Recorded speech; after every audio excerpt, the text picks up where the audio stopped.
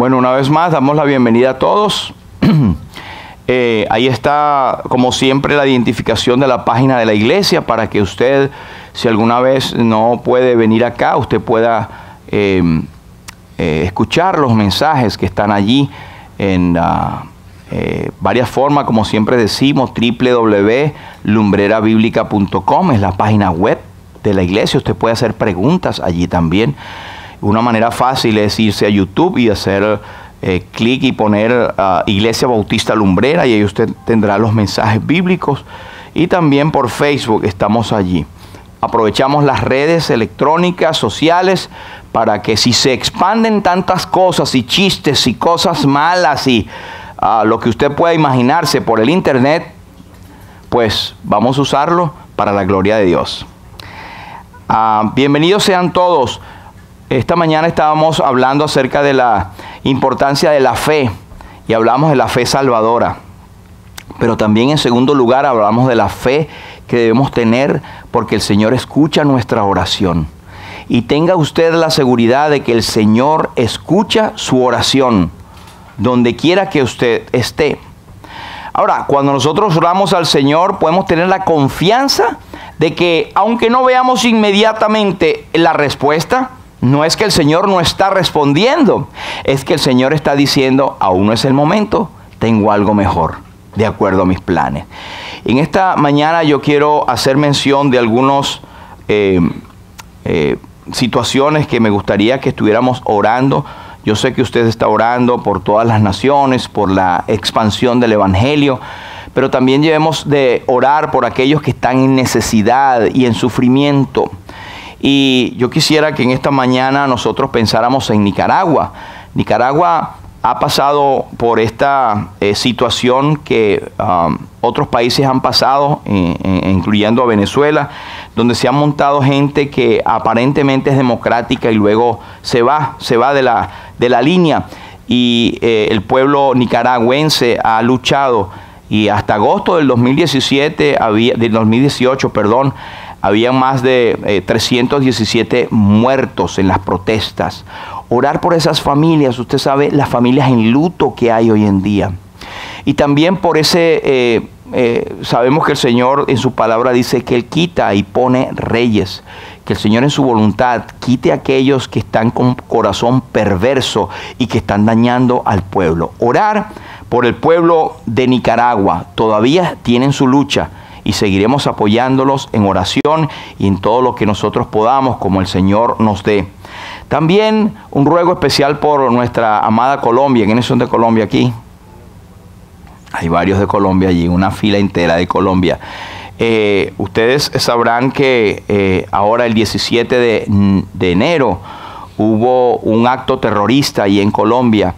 Y fue un carro bomba donde 21 personas, hasta donde sabemos, generalmente o mayormente jóvenes de la academia militar, de la escuela de cadetes, fueron muertos en ese acto cobarde y criminal.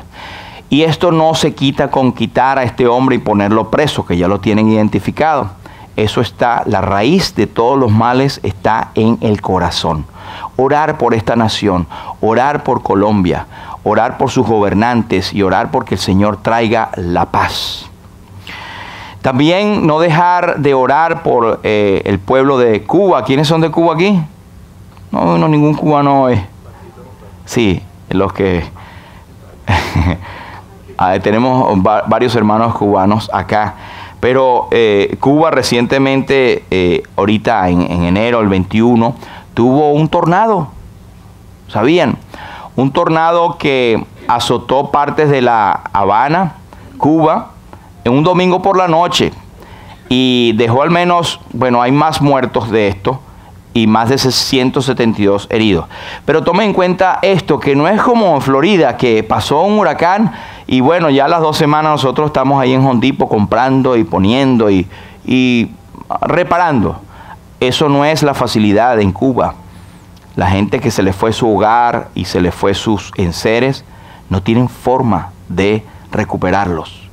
Orar por la gente que está allí, por el pueblo cubano y también por la entrada del Evangelio y por el despertar de la gente para que puedan escuchar el evangelio. Hay mucho pueblo evangélico en Cuba, tenemos muchos pastores cubanos, muchos misioneros allí. Seguir orando por la nación de Cuba. Nosotros estamos en contacto con la asociación bautista para ver de qué manera enviamos apoyo y ayuda a estas familias necesitadas de Cuba. Pero también no puedo dejar por fuera, por supuesto, a Venezuela, ¿cierto? ¿Quiénes son de Venezuela aquí? Ah, aquí estamos. Sí, algunos chamos están aquí. Oremos por Venezuela.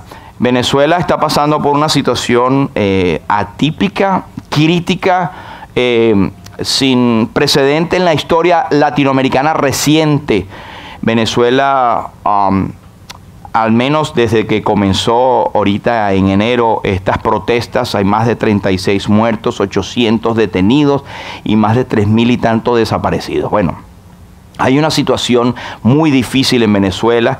Ya venía esto arrastrándose con otras situaciones sociales que no hay. Pero Venezuela, y no es para hablar de política acá, no es nuestro momento de hablar, pero yo quiero dar una referencia muy breve acerca de lo que pasa en Venezuela. Todos saben que en Venezuela hay una crisis de represión, una crisis donde no se puede hablar, donde el periodismo no tiene la libertad de expresarse, donde hay represión, donde hay hambre, donde la gente hace colas para poder subsistir y comprar algo que no le va a durar mucho, donde hay una represión constante de los cuerpos policiales, donde hay hambre, donde niños mueren, donde hay un alto índice de desnutrición. El pueblo está muriendo de hambre, de represión, de falta de medicinas. Y en la última foto vemos que hay, algunos calculan más de 3.500.000 o más de personas que han migrado, que han salido de Venezuela en estos últimos meses, debido a la crisis tan violenta que está pasando Venezuela. ¿Qué pasó en Venezuela? ¿Qué pasa? Hay cosas que están andando, hay estrategias que se están haciendo, pero el 10 de enero el señor Nicolás Maduro se juramentó ilegítimamente ante el Tribunal Supremo, que no está en la Constitución, Tribunal Supremo que está nombrado por él, y él se constituyó. Normalmente cuando un presidente se constituye presidente o se juramenta, él levanta la mano y jura ante Dios que él va a cumplir con todas sus... Bueno, lo característico es que él no nombró a Dios. Él nombró al negro primero, que es un prócer que está muerto hace 200 años, y a un poco de brujos que nombró. Así que Venezuela está sumergida desde el hombre que está al poder, invoca las fuerzas ocultas del mal. Y levantó la mano izquierda, eso tiene un simbolismo también, lo hicieron bien a propósito. Y el señor que está al lado es el señor que tiene un récord criminal más grande que la lista que usted puede imaginarse. Pero ¿qué pasó con este señor? No, él no se autoproclamó. El señor Guaidó, un señor, el presidente de la Asamblea Nacional, él esperó, según la Constitución, para tener un cabildo abierto donde toda la gente, todo el pueblo esté, y más de 5 millones de personas en todo el país se reunieron para que él pudiese ser juramentado como presidente encargado. Hay una lucha interna allí de cosas. Él fue elegido legítimamente de acuerdo a la Constitución de Venezuela. Ahora, hay una estrategia que quiero nombrar que hizo este señor Juan Guaidó.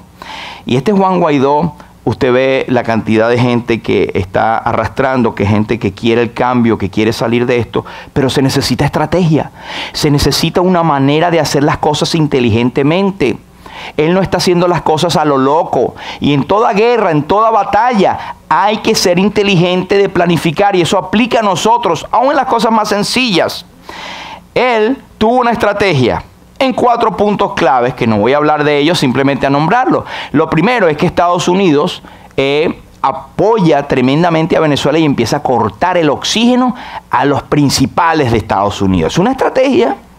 A los principales cuentas de los gente más grande en los Estados Unidos. Es una estrategia. La segunda estrategia es el aislamiento. Internacionalmente ya son más de no sé cuántos países, 30, 35, no sé, muchísimos que ya están apoyando.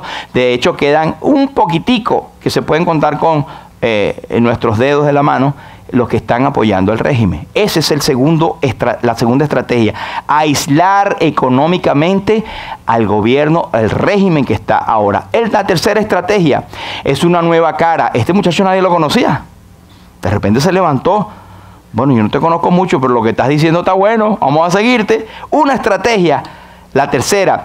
Y la cuarta es la estrategia de un nuevo equipo de oposición que está haciendo las cosas correctamente.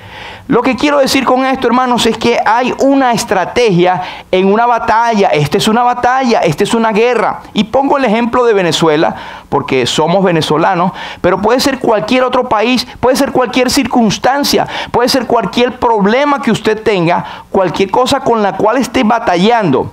¿Sabe lo que dice la Biblia? La Biblia dice que no tenemos lucha contra carne ni sangre, sino contra principados, contra potestades, contra los gobernadores de las tinieblas de este siglo, contra huestes espirituales de maldad en las regiones celestes. No son hombres los que se paran y tienen ese deseo de matar, de asesinar, de reprimir. Es el espíritu o los demonios que están allí, que quieren el mal, que quieren que las personas mueran y sufran. Esa es la batalla que todos tenemos. Como creyentes, puede que usted no esté luchando contra alguna cosa mayor, como hemos visto un país con otro país y varios países, no. Pero tal vez está luchando con algo que lo está agarrando, algo que lo está haciendo salir del camino del Señor, que no está haciendo que usted sirva con libertad al Señor.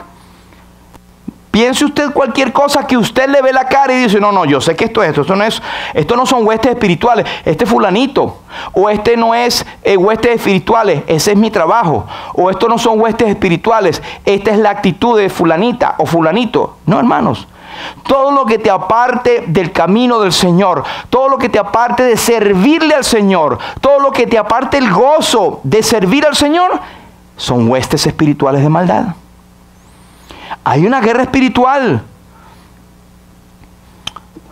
Hemos oído muchas veces de que hay exageraciones donde algunos hermanos bien intencionados pero mal informados ponen demonios en cualquier parte. Se fue la luz y vino. Es un demonio, vamos a reprender la luz. Se fue la luz. Cualquier cosa. Pero sin embargo, han hecho tanto énfasis en combatir la exageración que entonces han mermado la importancia de la guerra espiritual. Hay una guerra espiritual, hermanos, y tenemos que tener estrategias porque no tenemos lucha. Y esto aplica a usted y a mí. Así que el tema es estrategias para la victoria en la vida cristiana. Usted y yo la necesitamos. Son estrategias y la Biblia está repleta de estrategias. Un ejemplo de esto, y lo voy a mostrar en Proverbios en la versión Reina Valera actualizada, Proverbios 24. Mire lo que dice la palabra de Dios. No tengas envidia de los hombres malos, ni desees estar con ellos, porque su corazón trama violencia y sus labios hablan iniquidad. Con sabiduría se edifica la casa y con prudencia se afirma. Versículo 4. Con conocimiento se llenan los cuartos de todo bien preciado y agradable. Mire versículo al final, el 5. Más vale el sabio que el fuerte, y el hombre de conocimiento que el hombre de vigor. Versículo 6 dice, porque con estrategia harás la guerra, y en los muchos consejeros está la victoria. Llama la atención, volviendo al ejemplo con el cual comencé, este muchacho joven, Guaidó, un joven ingeniero de 35 años, él no está actuando solo. Él está rodeado de consejeros que le está diciendo, mire, no se vaya por aquí, lo que va a decir es esto, porque no está luchando con un ejército pequeñito. Y yo no sé, puede ser, no conozco esa parte, pero que el muchacho estoy seguro que tiene una instrucción cristiana, porque cuando él fue proclamado por la Asamblea General, el cabildo abierto, la cantidad de gente, él dijo, juro por Dios Todopoderoso. Así que yo no sé si tiene a Cristo en su corazón de la manera que nosotros conocemos, pero tiene en su boca la palabra de Dios. Con estrategia harás la guerra y en los muchos consejeros está la victoria. Una de las cosas que le han dicho para que anime al pueblo es que él siempre dice, vamos bien, vamos muy bien. Pero en 2 de Crónicas capítulo 14 hay un ejemplo que yo quiero mencionar con ustedes para ver algunos ejemplos buenos que el Señor nos da para la estrategia de nuestra vida, nuestra batalla contra las cosas que nos están aparentemente venciendo. ¿O soy yo el único? 2 de Crónicas capítulo 14, esto nos habla de un rey, el rey de Judá. Ustedes recordarán que la nación, el pueblo de Israel se dividió en el reino del norte y el reino del sur. Y el reino de las 10 tribus y Judá, que estaba básicamente era la que más seguía al pueblo, digamos, las cosas de Dios, y que daba ejemplo a las naciones restantes o a las tribus restantes de los 10 que quedaban. Pero este señor que se llamaba Asa, vamos a hablar de él. Dice en 2 de Crónicas capítulo 14 y el versículo 1, y voy a leer, dice, durmió Abías con sus padres y fue sepultado en la ciudad de David, y reinó en su lugar su hijo Asa, en cuyos días tuvo sosiego el país por 10 años. Versículo 2, importantísimo. E hizo Asa lo bueno y lo recto ante los ojos de Jehová su Dios. ¿Por qué? Porque quitó los altares del culto extraño y los lugares altos, quebró las imágenes y destruyó los símbolos de acera, y mandó a Judá que buscase a Jehová, el Dios de sus padres, y pusiese por obra la ley y sus mandamientos. Quitó asimismo de todas las ciudades de Judá los lugares altos y las imágenes, y estuvo el reino en paz bajo su reinado. En estos primeros 4 versículos nos da el resumen de su éxito. Y lo primero es que él estuvo sosiego por 10 años. Hay una parte de la historia de Asa donde él se desvió, pero no quiero entrar en esa parte. En esta primera parte dice que su clave fue que él hizo lo bueno ante los ojos del Señor su Dios, por lo cual el país tuvo sosiego. Y quiero hacer notar esto, hermano. Nosotros como padres de familia, como gente de autoridad, usted tiene autoridad en un ciclo o un círculo. Usted tiene una influencia, ya sea como madre, como padre, como hermano, como hijo, como compañero de trabajo. Tiene un círculo de influencia, aunque usted no sepa. Gente lo está viendo. Y cuando somos padres de familia, las decisiones que nosotros tomamos o el rumbo que nosotros tomamos va a influenciar en el bienestar de los nuestros. Tenemos una responsabilidad gigantesca en nuestros hombros. Lo que tú estás haciendo, ¿a quién afecta? Las decisiones que estás tomando, ¿a quién van a afectar?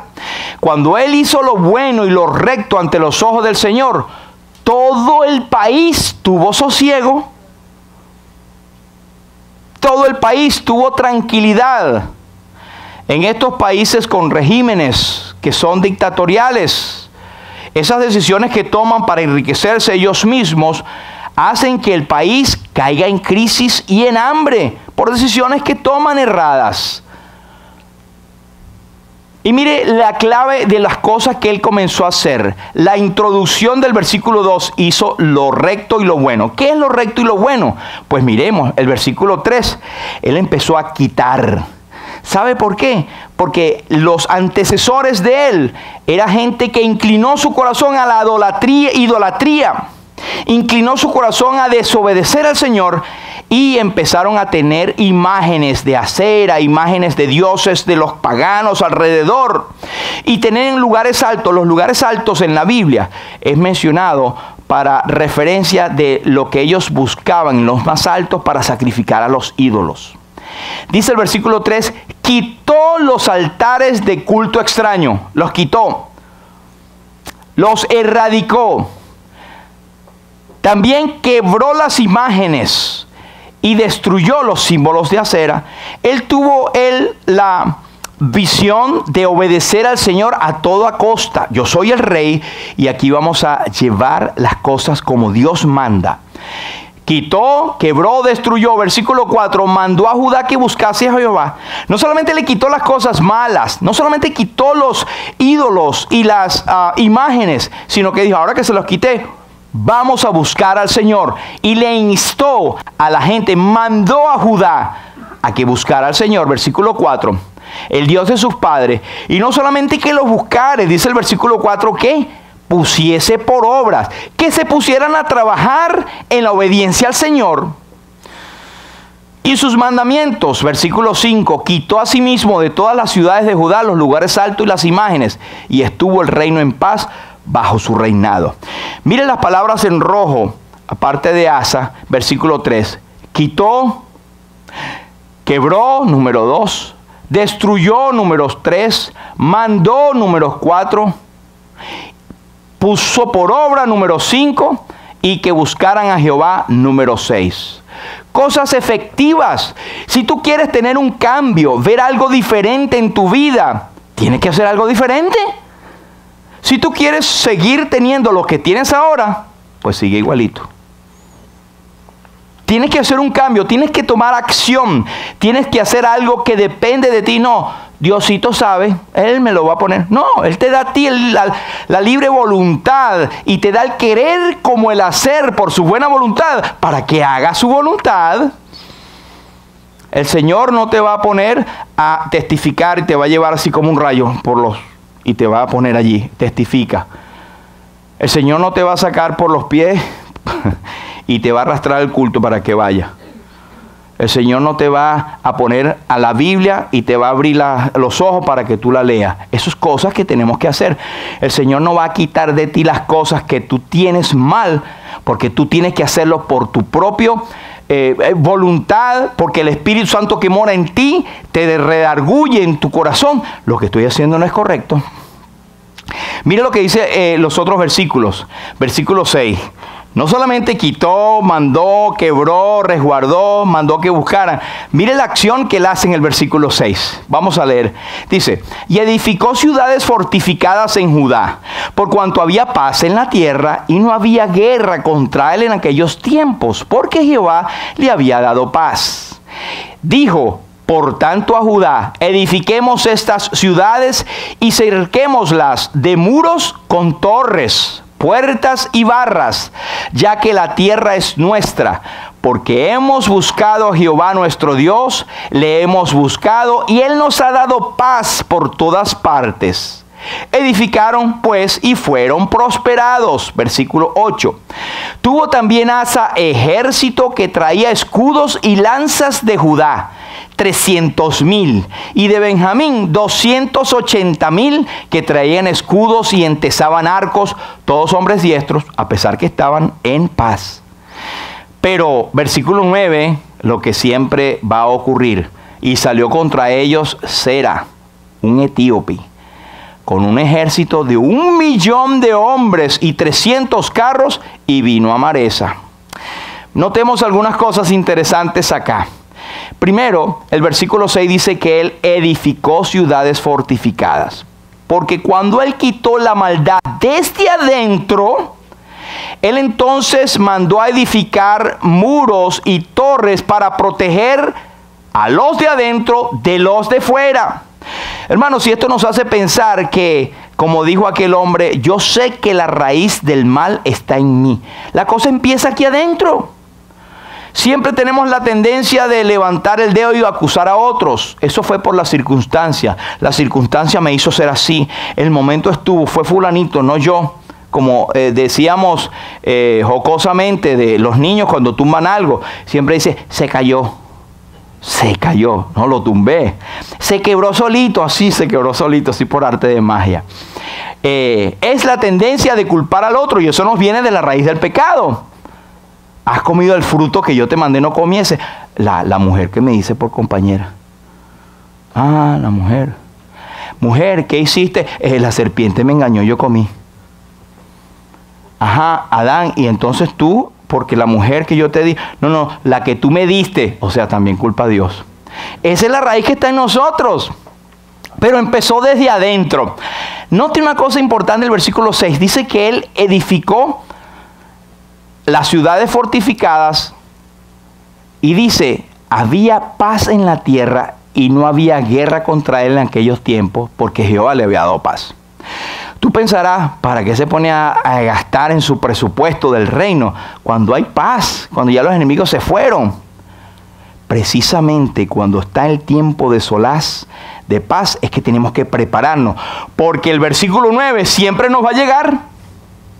En un momento a otro podemos estar en tranquilidad, ¿verdad? Preparémonos en ese tiempo de solaz y de paz que el Señor nos da para estar preparados para los versículos nuevos, porque va a llegar. Dios nos da esos paréntesis para que nos alimentemos, para que tengamos y no busquemos después apresuradamente cuando ya nos ocurrió.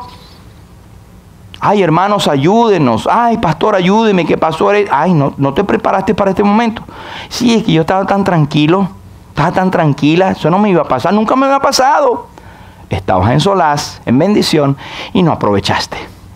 Versículo 7. Dijo a Judá, edifiquemos estas ciudades y cerquémoslas de muros con torres. Ahí estoy viendo varias fotos en estos días de Jerusalén. Y Jerusalén tiene muros. Los muros todavía permanecen. Y están para la vista del público, de los turistas. Ciudades amuralladas. Todavía queda vestigio de esta estrategia que tenían, que hoy en día permanecen. Ahora, hoy en día no hay muros. Ahí es solamente, usted llegó al condado de Palm Beach y ya pasamos, ya está. No hay eso que tenían antes. Antes, en las circunstancias, Dios dio la sabiduría para acercarse. Pero la lección espiritual queda, hermanos. ¿Cómo están tus muros? ¿Cómo están mis muros? ¿Son facilitos de brincar? Usted ha oído ese decir, caramba, es que estoy tan deprimido que tengo la empalizada en el suelo. ¿No lo ha oído? En otras palabras, el muro lo tengo destruido. Cualquiera puede llegar y puedes estar susceptible a cualquier cosa. Inclusive, cuando usted ha pasado o está deprimido, dicen los médicos también, las defensas bajan y está presa de cualquier virus. Porque usted no se vacunó o no tomó las previsiones cuando estaba sanito. ¿Cierto? Todo aplica, hermanos, porque es la palabra de Dios viva y eficaz. Ahora, versículo 7 dice que cuando lo hicieron, ellos buscaron a Jehová y Él les dio paz, edificaron y fueron prosperados. No es al revés, fueron prosperados, después edificaron, después Dios le dio paz y después buscaron al Señor. No, el orden de los factores altera el producto. Esta es la secuencia lógica de protección. Si queremos ser prosperados espiritualmente, vivir en comunión, en gozo, en protección del Señor, debemos edificar nuestros muros cuando hay tiempos de paz. Debemos buscar al Señor con todo nuestro corazón y eso lo hacemos a través de la palabra de Dios. A través de las reuniones de la iglesia, a través del canto, la adoración.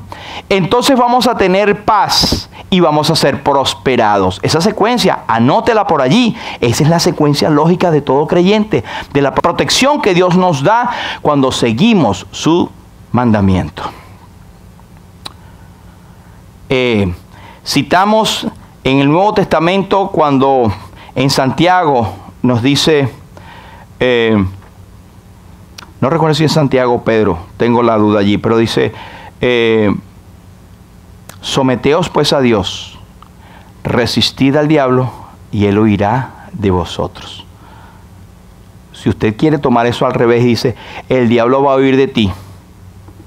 Entonces, le resistes y después te sometes a Dios. ¿Verdad que es ilógico? No es así, no funciona. Tienes que primero poner tu corazón en buscar al Señor y no te va a ir el cielo, Señor, que tú me busques a mí. Ya Él te buscó en la cruz, ya hizo el sacrificio por ti. Ahora a nosotros nos compete que el amor de Cristo nos constriñe pensando esto, que si Él murió por mí, si Él murió por nosotros, todos murieron ya, no viven para sí, sino para aquel que murió y resucitó por ellos. Que sean nuestras las palabras del apóstol Pablo en Gálatas 2:20. Con Cristo estoy juntamente crucificado. Ya no vivo yo, mas vive Cristo en mí. Y lo que ahora vivo en esta carne, lo vivo en la fe del Hijo de Dios, el cual me amó y se entregó a sí mismo por mí. Tenemos una motivación mayor que la que tenía esta gente. Tenemos a Cristo en la historia, ya lo vemos, pero espiritualmente ya lo creemos. Él murió por mí y ha provisto para mi refrigerio, para mi salvación, para mi protección. Versículo 8. Tuvo también Asa ejército que traía escudos y lanzas, de Judá 300,000 y de Benjamín 280,000 que traían escudos y entesaban arcos, todos hombres diestros. Eso nos hace de que si son diestros, estaban siendo entrenados continuamente en tiempos de paz. ¿Qué gobierno? Y esta estrategia la usan los gobiernos. ¿Qué gobierno en tiempos de paz? Usted no ve que está en entrenamientos continuos militares. ¿Para qué? Para que cuando venga la cuestión, ya estén preparados. Pues él tuvo ese ejército. De Judá eran 300,000 y de Benjamín 280,000. 580,000 soldados que tenía a su disposición. Pero ¿sabe qué? En el versículo 9 vino un meloncito. 1,000,000. Con un ejército de este señor Sera. Ellos vieron de lejos y dijeron, nosotros somos 500 y pico. Un etíope con un ejército de 1,000,000 de hombres le tenía más de un 50% por encima. Pero ¿sabe que esto era hasta necesario? ¿Sabe por qué? Me hace recordar cuando Gedeón iba a combatir aquel ejército y él podía decir, tengo un buen ejército. El Señor le dijo, bueno, llévalo a hacer esto, llévalo a hacer esto. Por último, llévalos a tomar agua, los que te queden de ellos. Señor, con esto yo no voy ni a la esquina. El Señor le dije, no, eso es necesario para que tú veas que yo soy el que tengo el poder y que con pocos hombres ni es la guerra de los ligeros ni de los fuertes la paz, mas de los fieles en Cristo es el eterno solaz. Salió con ejército, pero leemos en el versículo 1 que él hizo lo recto y buscaba al Señor. Vamos a ver qué pasa. Este versículo 10 nos dice, entonces salió Asa contra él y ordenaron la batalla en el valle de Cefata junto a Maresa. Versículo 11 clave. Él no se levantó a hacer una exposición de una oración no, él dijo, clamó a Jehová. Y dijo, oh Jehová, para ti no hay diferencia alguna en dar ayuda al poderoso o al que no tiene fuerzas. Él reconocía que no tenía fuerzas. Ayúdanos, oh Jehová, Dios nuestro, porque en ti nos apoyamos. Qué reconocimiento tan tremendo de su incapacidad. Y es que nosotros vamos a ser ayudados y el Señor va a estar allí cuando reconocemos nuestra capacidad. ¿Recuerdan Pedro? Pedro se estaba hundiendo. ¿Y qué dijo? Señor, espérate un momentico, yo sé nadar. Yo soy un pescador y sé cómo nadar. Espérate un momentico que la corriente me está... No, Señor, sálvame. Cuando él reconoció que se estaba hundiendo, ahí el Señor tomó su mano y asió de él. ¿Por qué dudaste? Siempre recuerdo esa anécdota o recomendación que aprendí de chiquito en la playa, cuando vi a aquella muchacha que se estaba ahogando en la playa y yo vi que se lanzaron 2 salvavidas y todo el mundo en la playa viendo y rodeando a la muchacha y la muchacha dando brazada y ¿cuándo la van a salvar? Y gritando, dije, brr, y todo el mundo, pero sálvala, y ellos alrededor. Cuando la muchacha hizo así, se hundió, la sacaron y listo. Y después ellos explicaron, si ellos se meten en ese momento a salvarla, se hunden con ella. Porque ella está luchando por sí misma, por salvar su vida. Y cualquier cosa donde se agarre, ahí los va a hundir también. Y la lección detrás de esto, hermano, es que el Señor está siempre a nuestro lado, pero Él le gusta que nosotros reconozcamos nuestra incapacidad de salvarnos a nosotros mismos, porque ahí es donde el Señor actúa. ¿Usted recuerda aquella ocasión en que Pedro estaban pescando toda la noche y no habían pescado ni una sardinita? Y cuando vino el Señor echa la red, boga más adentro, le dio instrucciones, le dio estrategia. Cuando ellos sacaron, bueno, no podían, pero sacar nada. ¿De qué digo? No podían sacar la red por el peso de aquellos peces o ya pescados. Y Pedro dijo, Señor, apártate de mí que soy hombre pecador. Y uno pudiera pensar, el Señor decir, no, está bien, yo soy el santo, el Hijo de Dios, me retiro porque tú te reconociste pecador. Pero resulta que aquí hay una cuestión diferente y es al contrario de lo que uno piensa. ¿Cuándo es que el Señor se acerca más a nosotros? Cuando más reconocemos nuestra incapacidad, nuestra insuficiencia. ¿Cuándo es que el Señor nos limpia inmediatamente con su sangre? Cuando más nos reconocemos infieles y pecadores. Amén. Señor, ayúdame, Todopoderoso, en ti confío, en ti me apoyo y en tu nombre venimos contra este ejército. Es una buena costumbre, uno el bendecir, Dios te bendiga, y otro el decir, en el nombre de Jesús voy a hacer esto. O si el Señor quiere, hagamos o haremos estas cosas, como dice en Gálatas también. Oh Jehová, tú eres nuestro Dios, no prevalezca contra ti el hombre, ni siquiera es que no prevalezca con nosotros. Él le estaba dando toda la gloria a Dios. Versículo 12, ¿qué pasó? La respuesta, la fe.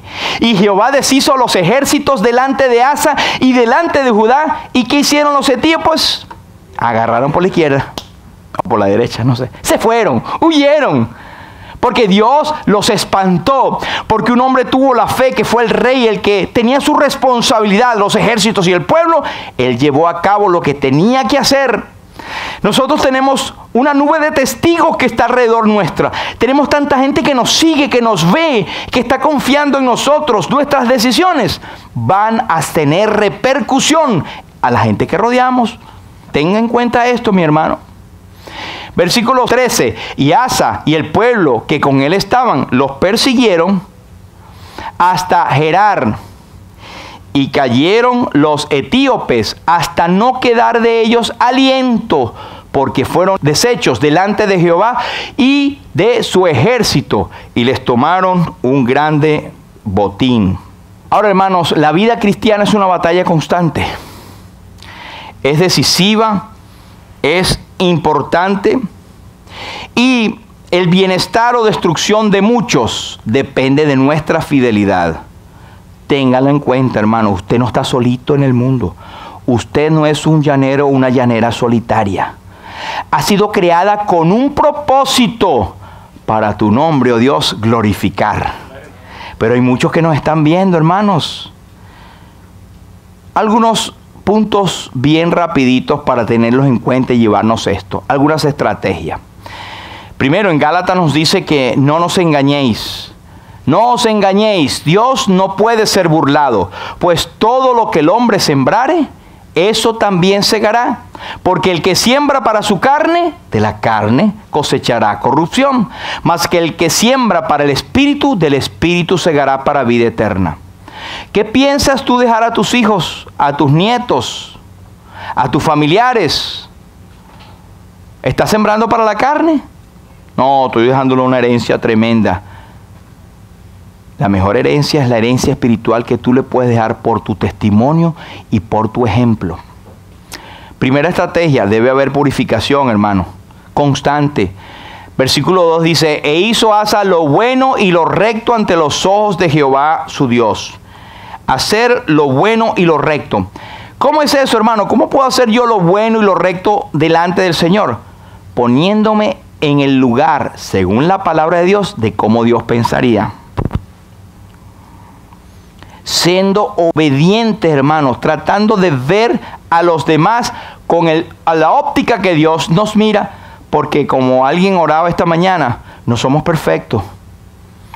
No somos gente que no peca, al contrario, pecamos. Gracias a Dios hemos sido redimidos, hemos sido libertados, hemos sido librados de la condenación eterna, del juicio eterno, para siempre por la obra de Cristo en la cruz.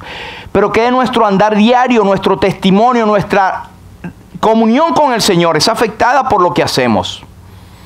Romanos 16:9 nos dice, porque vuestra obediencia ha venido a ser notoria a todos. Así, dice el apóstol Pablo, me gozo de vosotros, pero quiero que seáis sabios para el bien e ingenuos para el mal.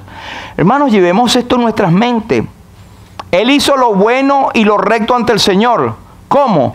Seguramente él tenía en mente a Romanos, aunque Romanos, la carta y el apóstol vendrían como 1200, 300 años después. Vuestra obediencia ha sido notoria, me gozo. Quiero que seáis sabios para el bien e ingenuos para el mal. Sigamos un poquito más allá en Romanos 3. Dice, todos se desviaron, a una se hicieron inútiles, no hay quien haga lo bueno, no hay ni siquiera uno. Ese es el mundo. Eso es como Dios ve al mundo. Ahora, versículo 24 es como Dios nos ve a nosotros, siendo justificados gratuitamente por su gracia, mediante la redención que es en Cristo Jesús, a quien Dios puso como propiciación por medio de la fe en su sangre para manifestar su justicia. Versículo 12 es como Dios ve al mundo. Versículo 24 nos ve a nosotros justificados. No es que somos impecables, hermanos. Impecabilidad habla de alguien que jamás peca. Solo el Señor fue el hombre que probó en esta tierra y nunca pecó. Pero eso no nos da libertad para estar pecando o para estar deliberadamente llevando a nuestras mentes a seguir en lo que el mundo ha puesto. No, salvo y salvo para siempre, como enseñan algunos hermanos. Yo sigo con estas cuestioncitas porque si el Señor me perdona y la salvación no se pierde. Como siempre decimos, hermano, no le ha amanecido. Es muy posible que esa persona no sea creyente si piensa de esa manera. El que es creyente busca la santidad porque la santidad conviene a tu casa, dice la palabra del Señor. Y Asa, él empezó a quitar, a deponer, a destruir, a cambiar. Colosenses nos dice, quítese de vosotros. Lea en Colosenses 3, en Filipenses, en Efesios. Quítese de vosotros, porque esto erais algunos. Y habla de fornicación, impureza, lascivia, malos deseos, borracheras, cosas por las cuales viene la ira de Dios sobre los hijos de los hombres. Pero esto erais algunos. Un creyente no debería estar practicando eso. Tiene que quitar. Un creyente pudiera, tristemente, caer en un momento dado en alguna de esas cosas. Pudiera. Pero tiene la restauración inmediata. Pero el que se revuelca en eso, es como que nunca hubiese salido de allí. El apóstol dice, le acontece como el proverbio. El perro vuelve a su vómito y la puerca lavada a revolcarse en el cieno, en el barrial. Una oveja se cae en un barrial, se puede caer, pero se levanta y se sacude, ese no es su ambiente. Cambia una cochina, un cochinito bien limpiecito, perfumadito, que usted le pone. Usted lo puede tener. Por ahí vi en estos días un reportaje que son más obedientes que los perros. Mire, mis mascoticas. Uy, por allí. Pero usted la lleva pasando por cerca de un chiquero, ¿qué va a hacer? Chacho, le rompe la correa y se va para allá. Se revuelca porque es su ambiente, es su naturaleza. El creyente no puede tener la naturaleza de estar revolcándose en el pecado. Porque o nunca creyó en el Señor o es un acreyentado. Pero el que es de Cristo busca las cosas de arriba. Sí, pues, habéis resucitado, buscad las cosas de arriba. No es posible ganar ninguna batalla espiritual si no se está en Cristo. Santiago es lo que yo citaba antes. Someteos pues a Dios, resistid al diablo y huirá de vosotros. Mira la secuencia. Número 1, sométase. Número 2, resista. Y la consecuencia número 3, va a huir de vosotros. No se atreva, hermanos, a resistir al diablo en la condición que usted esté sin someterse al Señor. Porque no va a huir, usted es el que va a huir revolcado. Debe haber una preparación. Asa hizo 4 cosas. Edificó ciudades fortificadas en Judá. También, si queremos crecer, debemos ser edificados. Efesios dice, edificados sobre el fundamento de los apóstoles y profetas. ¿Qué es eso, hermano? Doctrina. Siendo la principal piedra del ángulo Jesucristo mismo, en quien todo el edificio bien coordinado va creciendo para ser un templo santo en el Señor. La edificación es parte de la vida del creyente y no puede ocurrir si usted vive la vida como siempre la vivió, como si no conociera a Cristo. Y no es una propaganda, pero aquí en esta iglesia tenemos los jueves culto de estudio bíblico, reunión de estudio bíblico y discipulado. Usted puede aprender, puede preguntar, puede traer las inquietudes. Y aquí los hermanos y este servidor haremos lo posible por decir que no lo sabemos, que le vamos a ayudar y que vamos a crecer juntos. Eso es ser edificados. ¿Sabe dónde se edifica el cuerpo de Cristo? En la iglesia. El cuerpo de Cristo se edifica en la iglesia. Pero también hizo murallas. Dijimos al principio que la muralla era para aislar a los de afuera, pero también asegurar a los de adentro. Dice en 2 de Corintios, salid en medio de ellos y apartaos, dice el Señor, y no toquéis lo inmundo y yo os recibiré. Haz una separación. El creyente tiene que tener una línea de separación, hermanos. No nos podemos confundir con el mundo, con la multitud. Tiene que haber una diferencia. La diferencia, que alguien diga, wow, yo quiero ser como fulanito o con fulanita, porque ella refleja o él refleja algo que yo no tengo. Es el Espíritu Santo. Pero tenemos que alumbrar, no confundirnos entre la oscuridad de los demás. Y eso, cuando lo digo a ustedes, lo hablo para mí primero. Hizo torres, edifiquemos estas ciudades y cerquémoslas, muros con torres, puertas y barras. Dice Proverbios 18 y 10. Torre fuerte es el nombre de Jehová, a él correrá el justo y será levantado. Nuestra torre es el Señor. Ponernos a la misma altura de la visión de Dios. Colosenses 2 y 8 nos dice, mirad que nadie os engañe por medio de filosofías y huecas sutilezas, según las tradiciones de los hombres, conforme a los rudimentos del mundo y no según Cristo. Haz una torre, y la torre es que tú tengas la perspectiva de Dios, que nadie te engañe, sino que tú estés bien plantado. Dice en Timoteo que procura con diligencia presentarte a Dios. ¿Cómo dice? Aprobado.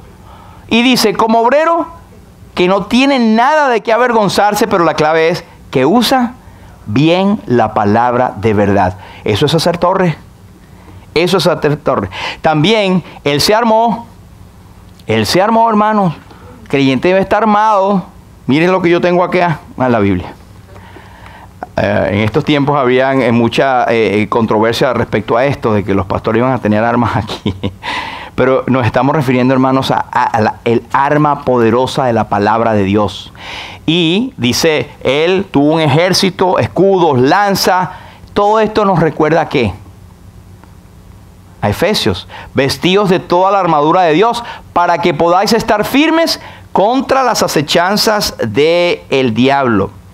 Y usted va a ver un menú, si busca Efesios capítulo 6, usted va a ver todas las armas que el creyente tiene a su disposición. Es tremendo, hermano, como la palabra de Dios nos da de todos. ¿Y sabe qué? Al final nosotros vimos que la victoria estuvo en Él, porque Él le dio toda la gloria a Dios y se sujetó a Él. Amén. Primera de Juan nos dice, porque todo lo que es nacido de Dios vence al mundo. Y esta es la victoria que ha vencido al mundo, nuestra fe. Y Romanos nos dice, antes en todas estas cosas somos más que vencedores por medio de aquel que nos amó. Es decir, que la victoria está garantizada, la victoria está segura en Cristo, pero tenemos que hacer lo que la Biblia nos dice. Tenemos el menú, tenemos toda la instrucción que nosotros necesitamos, la tenemos en la palabra de Dios. Este himno hermoso que cantamos cuando estábamos chiquiticos, no hace mucho. A la batalla y a la victoria, vamos con Dios nuestro Rey, quien con su brazo fuerte y robusto siempre defiende su grey. Pues sin temor avancemos, entusiasmados por fe, mientras alegres cantemos, gloria a Dios nuestro Rey. Dar la gloria a Dios siempre. A la batalla y a la victoria. ¿Quién será este buen rey? ¿Quiénes las tropas, los que le siguen en esta lucha de fe? Es Jehová el valiente, de los señores Señor, acompañados por todos los que aprecian su amor. A la batalla y a la victoria, bajo tan buen general, derrotaremos ya enseguida todas las fuerzas del mal. Reinos y tronos del mundo, todos al fin pasarán, mas los amados de Cristo, vida eterna gozarán. Qué preciosas promesas. Y en este himno es precioso porque está basado netamente en la palabra de Dios. El coro dice, ni es la guerra de los ligeros, ni de los fuertes la paz, mas de los fieles en Cristo es el eterno solaz. Señor, te bendiga, nos bendiga a todos y nos dé la fe y nos dé la oportunidad de seguir sirviéndoles y estando preparados para la batalla. Si no tienes a Cristo como tu Señor y Salvador, te estás perdiendo todo esto. Pero lo más importante es que vas a perder tu alma en el infierno. El que cree en Cristo tiene vida eterna, pero el que rehúsa creer en el Hijo, el que no tiene al Hijo, no verá la vida, sino que la ira de Dios está sobre él. Horrenda cosa es caer en manos del Dios vivo. Lo que hemos hablado aquí es una palabra de ánimo, de consuelo para los salvos, pero también de advertencia para los que no tienen a Cristo como Señor y Salvador. Vamos a orar. Padre, en el nombre de Jesús queremos a ti dar la gloria, dar la honra. Señor, y estamos tan felices de tener a Cristo como nuestro Señor y Salvador, porque tú nos has salvado, porque tú te acordaste de nosotros, porque tú tuviste en tu mente, desde antes de la fundación del mundo, a tu Hijo amado como un Cordero santo y sin contaminación, manifestado en estos postreros tiempos por amor a nosotros, pero destinados desde antes de la fundación del mundo, para que nosotros pudiésemos creer en Él y ser salvos por tu misericordia. Gracias porque tú has preparado también, Señor, en este mundo nuestras armas, que no son carnales, sino poderosas en ti para destrucción de fortalezas que el enemigo puede ponernos. Ayúdanos, Señor, en este tiempo de paz que podamos tener, de sosiego, de tranquilidad espiritual, estar preparados para el versículo 9 que hemos leído, que el enemigo puede venir en cualquier momento. Gracias, Señor, porque en tu bondad tú no nos vas a poner pruebas más allá de lo que podamos resistir, sino que, como dice tu palabra, juntamente con la tentación o prueba darás la salida para que podamos resistir.